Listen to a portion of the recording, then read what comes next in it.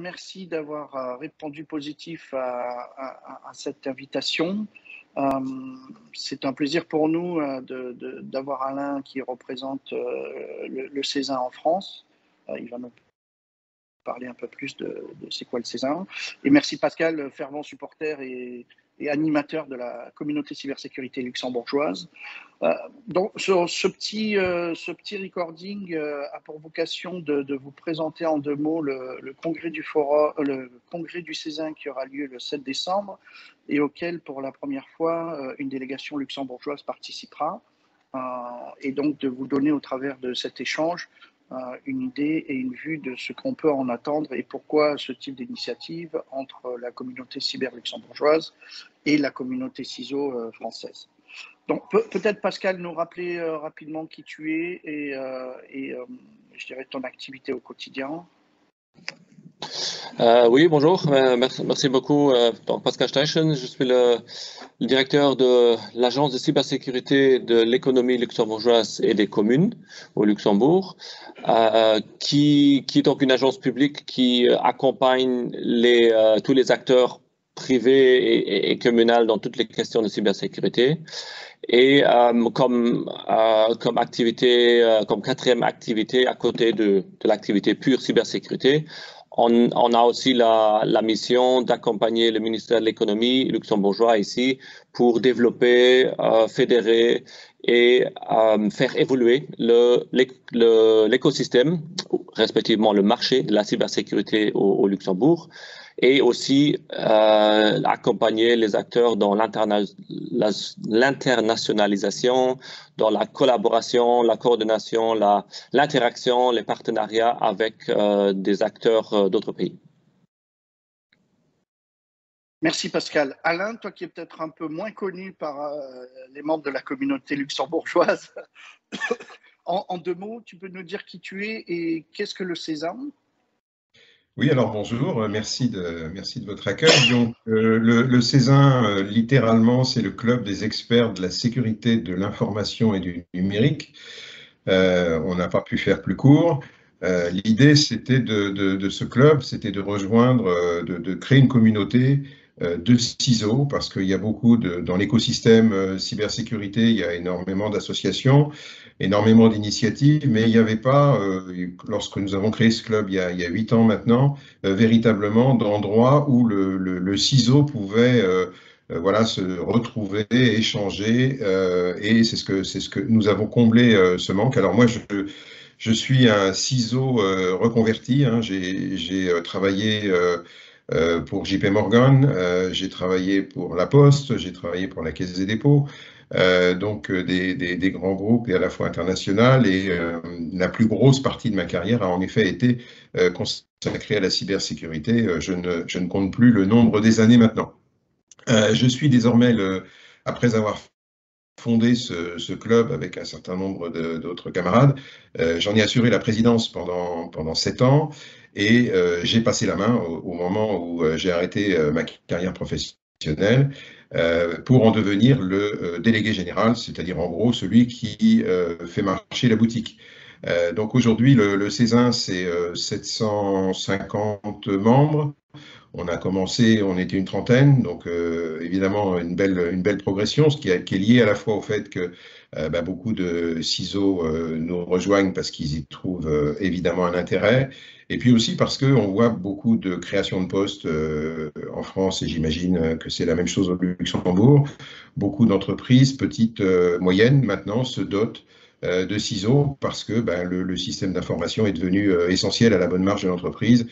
Et on décide, les dirigeants décident d'incarner cette sécurité par un CISO. Alors, le profil des membres, vous l'avez compris, hein, c'est à peu près 90% de CISO. On accueille depuis peu d'autres, puisqu'on est le club des managers de la sécurité, on accueille d'autres managers comme les responsables de SOC, par exemple, qui sont devenus assez présents dans le paysage, surtout dans les grandes entreprises. Et en fait, notre activité est essentiellement tournée vers les rencontres. Donc, on a des rencontres, voilà, plus ou moins prévues. Ça peut aller d'un congrès dont on reparlera tout à l'heure, jusqu'à des réunions plénières tous les 2 mois où on réunit à peu près 150 personnes à chaque fois. Bon là, maintenant qu'on est passé en figital, on va frôler plutôt les 300 participants. Ce qui est pas une mauvaise chose. On essaye évidemment de faire revenir les gens en physique puisque c'est ça notre ADN. On organise également des réunions un peu plus ramassées sur des thématiques bien précises. Et je dirais que plus la thématique est pointue et précise, et plus on va réduire le nombre de participants. On a aussi des labs, par exemple, pour réfléchir, j'ai à titre d'exemple, sur les problématiques de la sécurité industrielle. Toute cette communauté va bientôt se retrouver dans le campus cyber à la Défense, donc qui va être le totem de la cybersécurité en France. Et on est évidemment partie prenante de cette aventure. Donc voilà, on produit aussi, peut-être 2 mots sur nos productions, puisqu'on produit aussi alors très peu de livres blancs, plutôt des études. On a fait une étude par exemple sur les salaires, ça intéresse évidemment beaucoup la profession. On a fait une étude récemment sur le stress, parce qu'on voit on voit bien que ce rôle de CISO est un rôle, on va dire, sous tension à tout point de vue. On vient de faire une étude également sur la relation du CISO avec le COMEX, et on va bientôt entamer notre exercice annuel du baromètre Césin, que nous faisons maintenant pour la 6e fois et qui permet de prendre la température de la cybersécurité en France, et pas que, puisqu'on a quelques membres à l'étranger. Et du coup, ça nous permet d'avoir des chiffres, je dirais, sur la cybersécurité complètement indépendants et complètement dénués de tout intérêt commercial. Voilà en quelques mots. Merci Alain pour cette introduction. Pascal, toi tu travailles au quotidien, je dirais, au travers de Cybersécurité Luxembourg, à fédérer la communauté cyber et créer des passerelles avec les acteurs de la cyber européenne. Alain a parlé du cybercampus parisien auquel, je dirais, le Cybersécurité Luxembourg aura aussi un slot, donc on sera voisins, Alain. Pourquoi une relation avec le Césin, Pascal, est importante de ton point de vue pour la communauté? On vient récemment de reconnaître le CISO of the Year, le DPO of the Year. Pour toi, ça s'inscrit dans cette dynamique? Absolument, oui. Donc, au Luxembourg, étant beaucoup plus petit que la France, on a naturellement beaucoup moins de professionnels de la cybersécurité, notamment si on parle de CISO, si on parle de DPO, de ces fonctions un peu plus stratégiques dans une entreprise. Il y en a de plus en plus, mais l'évolution est quand même moins forte, comme on le voit par exemple en France ou dans d'autres pays. Vu la structure, il y a tout plein de toutes petites entreprises qui ne peuvent tout simplement pas se permettre d'avoir une fonction CISO en tant que telle. C'est des choses qui sont gérées alors par plusieurs personnes qui font partie d'une fonction d'une autre personne. Donc, je pense qu'il est important d'être en contact avec des clubs comme le Césin qui a vraiment une très belle représentativité du marché, des activités, des challenges aussi que ces fonctions ont pour faire en sorte que les personnes qui ont cette profession au Luxembourg puissent vraiment participer à une communauté plus ouverte, plus large, plus complète que ce qu'on peut trouver uniquement au Luxembourg seul. Et ça d'ailleurs c'est vrai pour plein d'activités qui concernent le Luxembourg, c'est que voilà, la taille fait que il y a certaines niches, certaines spécialisations qu'on voit dans le marché, dans les expertises qui se font, qui sont très bien. Mais il manque un peu la vue globale sur les choses, et pour ça il est très important d'avoir justement des partenariats, des collaborations, des interactions tout simplement avec des acteurs comme le CESA qui donnent un peu plus une vue plus complète, plus globale de toutes les facettes finalement de ce métier. Naturellement, au Luxembourg, on a aussi une sorte de communauté des CISO ou des professionnels de la sécurité. Il y a pas vraiment un club CISO, si on peut le dire comme ça, tel quel. C'est le CLUSIL, en fait, le pendant du CLUSIF luxembourgeois, le CLUSIL qui reprend un peu cette activité-là, qui a un groupe de travail qui tourne autour justement du sujet des CISO et qui regroupe les CISO certains CISO, pas tous forcément, certains CISO au Luxembourg qui font des activités un peu dans ce même style.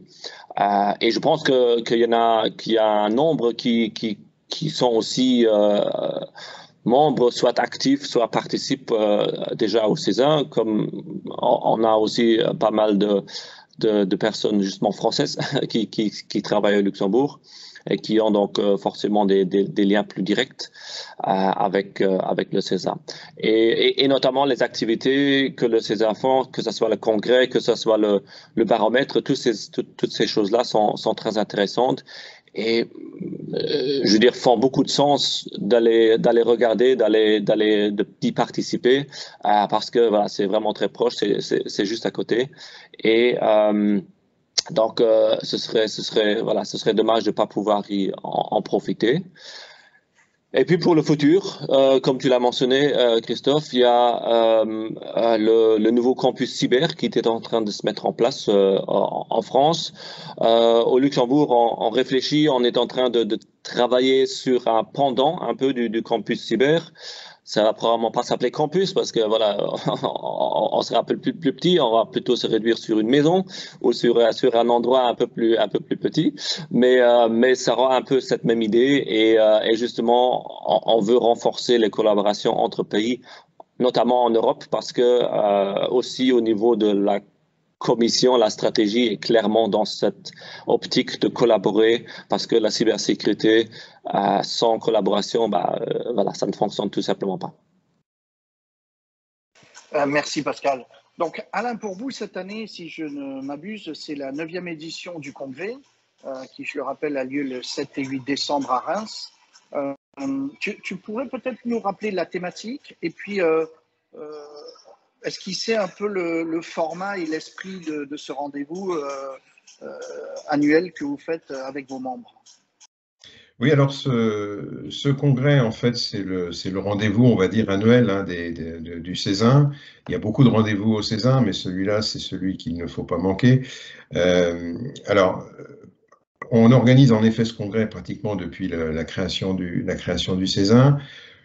On souhaite maintenir une taille raisonnable à ce congrès parce qu'effectivement, on a un format un petit peu particulier qui mélange à la fois des interventions en plénière, mais aussi des ateliers. Ce qu'on souhaite vraiment pendant ces 2 jours, c'est que les gens se parlent, coopèrent, échangent, sans tabou et sans langue de bois. Il n'y a évidemment pas de journalistes, il y a des règles très strictes en matière d'utilisation des réseaux sociaux pendant le congrès, ce qui nous permet d'avoir un langage de vérité qui est évidemment très, très prisé parmi nos membres. Et du coup, on alterne dans ces 2 jours des plénières où on fait intervenir un certain nombre de personnalités sur une thématique. Alors, on donne toujours une thématique à ce congrès. Alors, évidemment, en fonction de l'actualité, on peut en dévier légèrement, mais cette année, l'actualité nous a un petit peu incité, je dirais, à se pencher sur les problématiques de sécurité logicielle, parce que finalement, on se rend compte qu'il y a une véritable inflation des vulnérabilités, une véritable industrie finalement du traitement des vulnérabilités dans les entreprises. On se rend compte qu'on y passe énormément de temps et finalement ceux qui dépensent le plus d'énergie, c'est pas nécessairement ceux qui produisent ces vulnérabilités, à savoir les éditeurs de logiciels. Donc on n'a pas la prétention de vouloir résoudre cet énorme problème qui existe pratiquement depuis que l'informatique existe. Mais on se dit que les arbres ne grimpent pas jusqu'au ciel et qu'à un moment donné, il va falloir quand même qu'on injecte un petit peu de qualité d'un point de vue sécurité, et ce de manière systématique et obligatoire, pas que pour des logiciels sensibles, pour des entreprises sensibles, mais pour tout le monde, avoir, comme on achète une boîte de petits pois ou un poulet en supermarché qui a son label X ou Y, eh bien, on pourrait imaginer que les logiciels aient le leur. Donc, du coup, autour de cette thématique-là, on fait intervenir un certain nombre de personnalités. L'OCDE, par exemple, va venir présenter son rapport qui a été produit en début d'année. Comme je le disais, on va avoir des ateliers. Alors, on a 7 ateliers, donc ça veut dire qu'on a 140 participants. On coupe, voilà, on divise les participants en 7 groupes et on les fait réfléchir. Alors, les thèmes sont bien évidemment connus à l'avance. On les fait réfléchir sur une thématique, encore une fois liée à cette thématique de la sécurité logicielle. Donc, il y a des ateliers autour de ce que font les gens en matière d'audit, de code, en matière de bug bounty, comment le DevOps est passé au DevSecOps. Bref, tous ces sujets aujourd'hui qui sont un peu en dessous du radar de l'actualité, parce que on voit bien que voilà, quand on regarde l'actualité, je vous invite à vous regarder ce matin, encore une vulnérabilité annoncée chez machin qui nécessite la mise en œuvre urgente de patchs, etc., etc. On n'entend que ça. Et jamais on entend finalement, mais comment on va arrêter cette hémorragie, quoi. Et donc, ce congrès, comme je le disais, va réunir à peu près 140 personnes sur 2 jours. Alors, il y a comment dirais-je, des valeurs au Césin, l'une d'entre elles étant la convivialité. On fait ce congrès sur 2 jours, justement pour pouvoir avoir les gens pendant une soirée, pouvoir échanger de manière beaucoup plus décontractée. Bien évidemment, 2 jours, il y a 2 déjeuners aussi. Donc tout ça, ça fait des moments où effectivement les gens vont pouvoir, au-delà du programme, vont pouvoir échanger par affinité. Voilà, ça fait 9 ans qu'on fait ça. On est ancré à Reims, donc voilà, pour le Luxembourg, je pense que c'est pratiquement la porte à côté. Et donc, on est évidemment très heureux d'y accueillir une délégation luxembourgeoise. Oui, c'est pas très loin de chez nous, effectivement, et puis le lieu est particulièrement agréable, comme tu le dis. Alors, cette année, Pascal, Cyber Security Luxembourg a en plus l'opportunité d'avoir un de membres de notre communauté, Alexandre Dulaunois, qui est chercheur dans tes équipes, qui intervient au sein d'un atelier sur ces problèmes de supply chain et de leur sécurité. Mais on a aussi souhaité, pour la première fois, peut-être encourager ces connexions et organiser une mini-délégation, vu que, comme l'a dit Alain, ça se veut quand même, je dirais, d'une taille limitée pour favoriser les échanges de la communauté. Et donc, comme on le fait tous les ans, tu patronnes les awards qu'on attribue au CISO et au DPO de l'année. Et donc, on a décidé que par défaut, ces 2 membres que la communauté a reconnus seront, je dirais, invités, parce que le Césin nous fait l'honneur de nous proposer de venir avec une petite délégation pendant le congrès. Tu peux peut-être brièvement nous rappeler le principe des awards que l'on fait à Luxembourg, histoire qu'Alain comprenne et peut-être nos membres pour l'année prochaine se précipitent à postuler et que je dirais à qui on proposera un package intégral pour le congrès de cette année du Césin. Oui, tout d'abord, merci Alain, merci au Césin pour voilà, nous accueillir et nous inviter en tant que délégation, notamment pour les 2 lauréats professionnels de la cybersécurité auquel on a donné un award là il y a quelques semaines lors de notre Cyber Security Week luxembourgeoise. Et c'est justement, pendant donc, octobre, qui est le mois européen de la cybersécurité, au Luxembourg, on organise une semaine de la cybersécurité. En fait, c'est un peu plus, c'est 10 jours. Et en clôture de cette semaine, lors de laquelle il y a des événements de tout type fait par tout plein d'acteurs de l'écosystème, que ce soit privé, public, recherche et autres.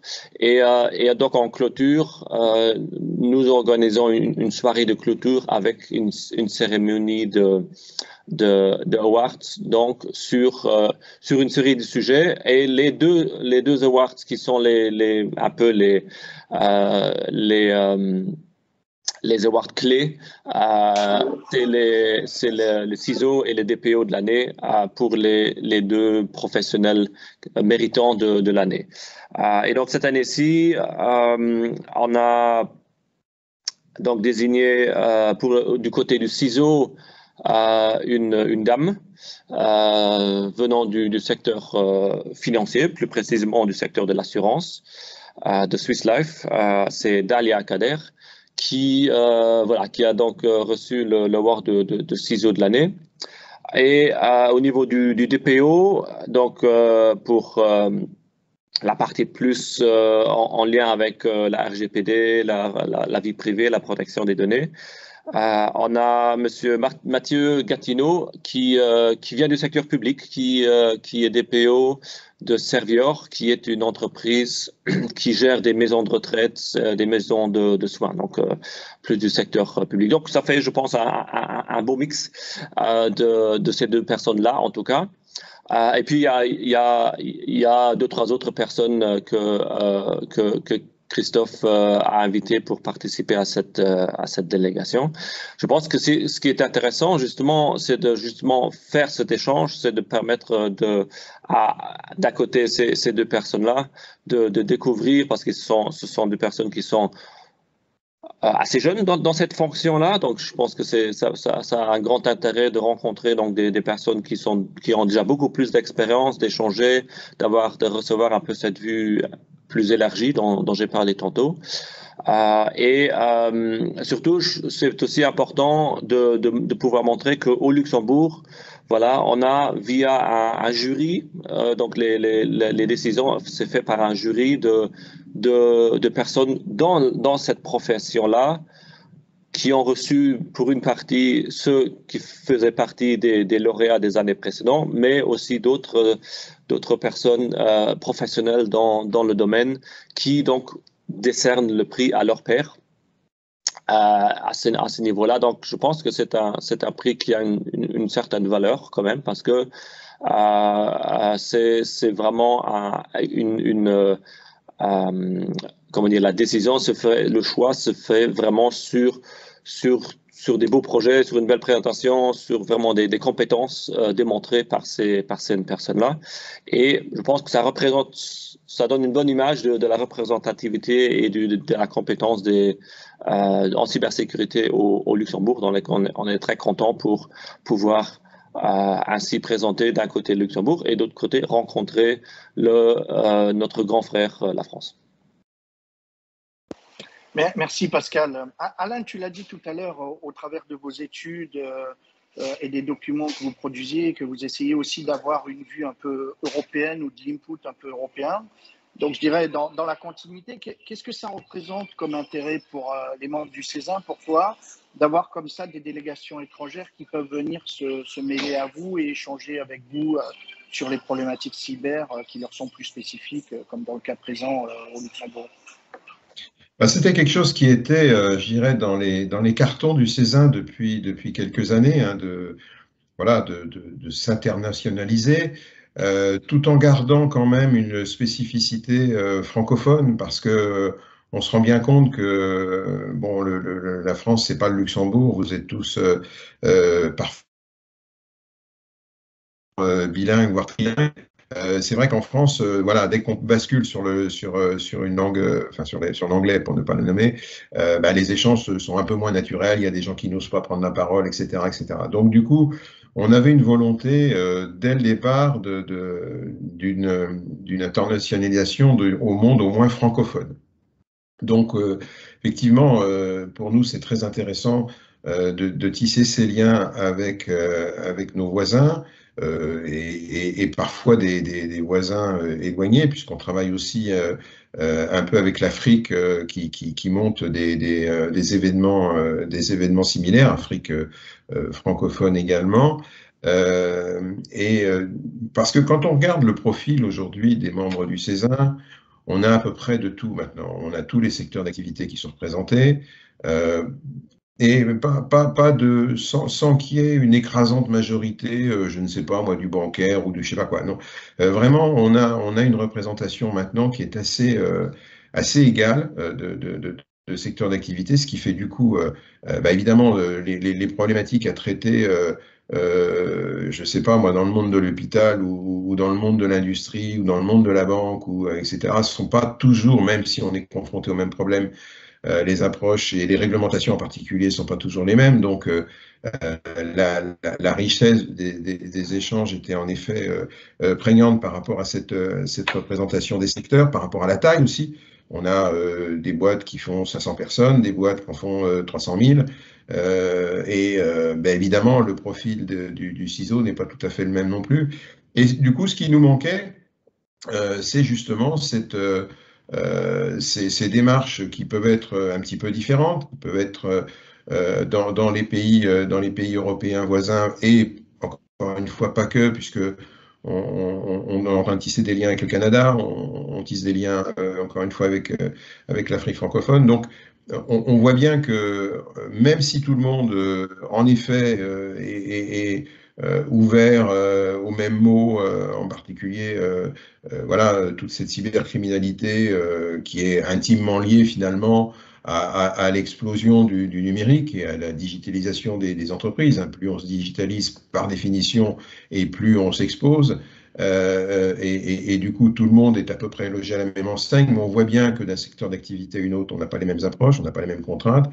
Et ce qui nous intéresse avec ce partenariat avec le Luxembourg, qui sera du coup une première, hein, puisque même si on a ici ou là quelques membres de pays étrangers, on n'a pas encore tissé de véritables liens officiels, et on est très heureux pour ça avec le Luxembourg. Ce qui nous manquait justement, c'est cette vision internationale. Et probablement que au Luxembourg, les problématiques, la réglementation sont un tantinet différentes, et ce serait très certainement, et j'en suis convaincu, très intéressant pour nos membres de pouvoir échanger là-dessus et de voir comment voilà, ce pays très, finalement, nous qu'on voit plutôt très tourné vers la finance, comment finalement ce pays approche ces questions de cybersécurité voilà, d'une manière peut-être différente de son voisin français. Merci pour ça. Donc effectivement, avec Pascal, cette année, on va essayer de faciliter ça et de permettre à ces CISO luxembourgeois qui pourraient venir passer ces 2 jours contribuer avec vous et obtenir leur membership dans l'esprit, je dirais, partenariat privé-public que Pascal tisse autour de la communauté cybersécurité, comme on le fait pour le FIC ou d'autres organisations comme ça, où on essaie d'avoir une approche en bande, comme on dit, hein, de sortir du Luxembourg de manière collective et de montrer qu'on a un appétit à contribuer. Je vous remercie tous les deux pour ces moments et ces explications. Alain, j'espère à très bientôt et au plus tard au congrès pour les membres de la communauté cybersécurité Luxembourg qui y seront. Et merci Pascal pour cet effort continu de mobilisation des forces vives. Et bonne journée à vous deux et merci à vous encore une fois. Et merci, à très vite à Reims du coup. Merci beaucoup. Au revoir.